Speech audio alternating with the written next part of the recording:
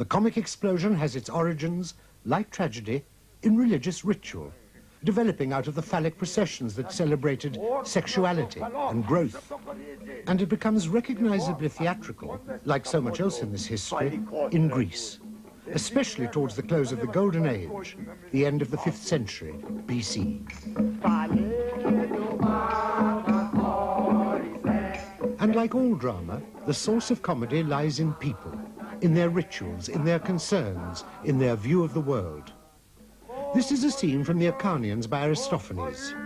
He was the greatest comic dramatist of classical Athens. In a scene from that play, in a modern production by Carolus Kuhn at Epidaurus, we see that even the terrible rites of Dionysus can be parodied, with all the attendant rituals of fertility.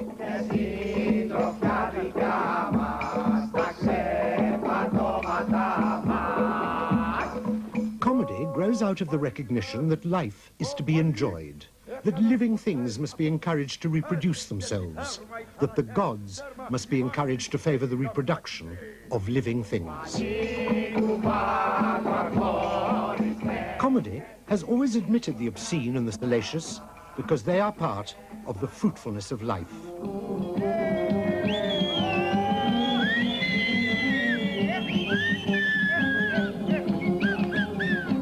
And the Acharnians ends happily.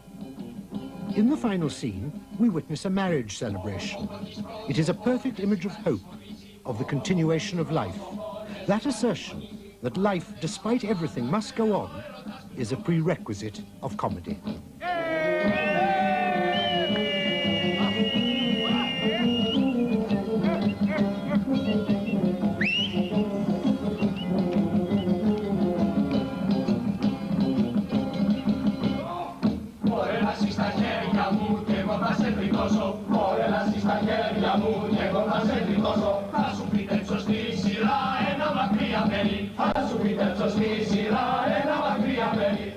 Aristotle believed that the komos, the revel, originally contained songs abusing unpopular people, and this is an important point.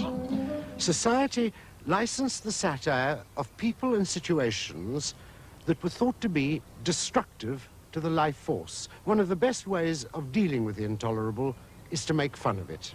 Like tragedy, comedy in the theatre is a sort of psychological safety valve.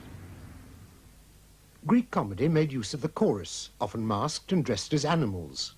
In time, the leader of the chorus, representing the author's voice, would step forward and directly address the audience.